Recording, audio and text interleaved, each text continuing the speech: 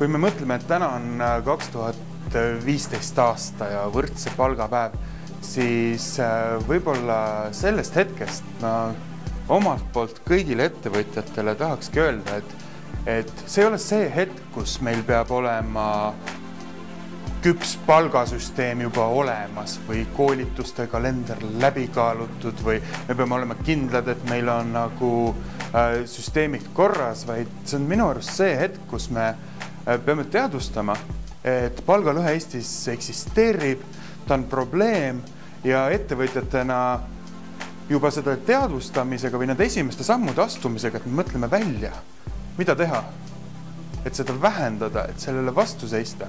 Me muudame selle riigi kuidagi paremaks, et me muudame selle kaasaegsemaks, võib-olla skandinaavialikumaks ja loome olukorra, kus enam bioloogilise soo põhjal ei tehta inimestel vahet palga maksmisel.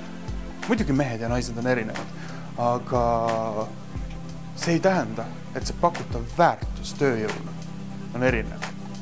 Et see võib-olla oleks minu mõte 2015 teistele ettevõtjatele. Head ettevõtjad, hea valitsus, head töötegijad, kutsun üles võrdse palgapäeval mõtlema ja vaatama enda ümber ringi, kas me tegelikult viime ellu seda usku, et mehed ja naised on võrdsed või me tegelikult salamisi lööme käega ja laseme selle asjal minna nii, nagu läheb. Et mina olen Tilliga võileiba söönud nüüd juba 5 aastat sel samal päeval ja ausalt hakkab ära tüütama. Ja iga aasta läheb asi hullemaks, mis tähendab seda, et me peaks midagi nagu tõsisemalt ette võtma. Seetõttu meie oleme seda meelt, et andmeid soolise tasakaalu kohta tuleb koguda, neid tuleb avalikustada majandusaasta aruande raames ja neid tuleb ka meedias ritta seada, nii et tublimad saavad tunnustust ja nõrgemad nahutamist. Et kutsun üles selle ideega ühinema, aga väga palju annab kodus igal ühel endal ära teha, et julgustada oma abikaasat rohkem raha palka küsima. Võib ka ise natukene võib-olla palga läbirääkimised lehele anda, aga kindlasti tasub küsida ka oma tööandjalt, kuidas olukord meie ettevõttes just on. Tänase võrdse palgapäeva puhul kutsun üles kõiki ettevõtjaid looma enda ettevõttes sellist palgasüsteemi, mis annab kõigile kandidaatidele võrdsed võimalused.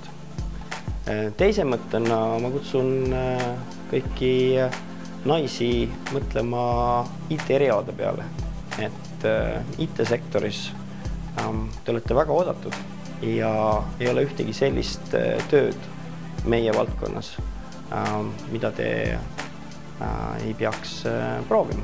Nii et tulge IT-sektorisse tööle.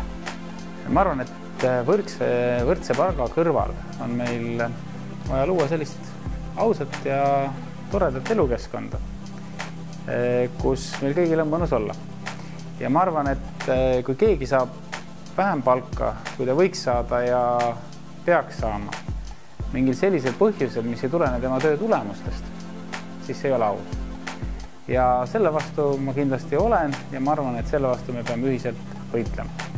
Aga kui me mõtleme, et kuhu me tahaks jõuda, siis tegelikult me tahaks sinna jõuda, et kõik oleksid oma palgaga teistega võrreldes rahul. Sellist olukorda, et kõik oma palgaga lõpuni rahul on, ma arvan, et ei tule kunagi, sest alati on seda raha liiga vähe. Tänase võrdse palgapäeva puhul ma õhutaks iga ettevõtjat mitte ainult ütlema, et neil on palkadega oma organisatsioonis kõik korras, vaid ka reaalsuses kontrollima, kas see olukord on selline, nagu esmapilgul võib-olla tundub.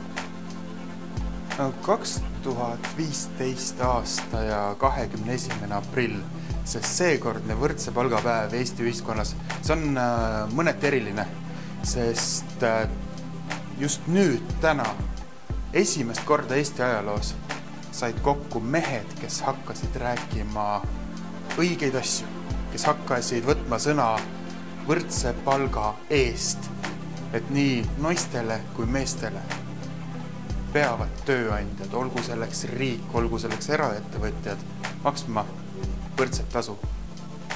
Ma loodan, et see on see hetk, kus meie ajaloos hakkab mööda saama see aeg, kus naised küsivad vähe palka ja ettevõtjad maksavad hea meelega ka vähe sellele, kes küsib vähe, vaid pigem on algamas aeg, kus me hakkame väärtustama iga inimest ühiskonnast lähtuvalt tema panusest.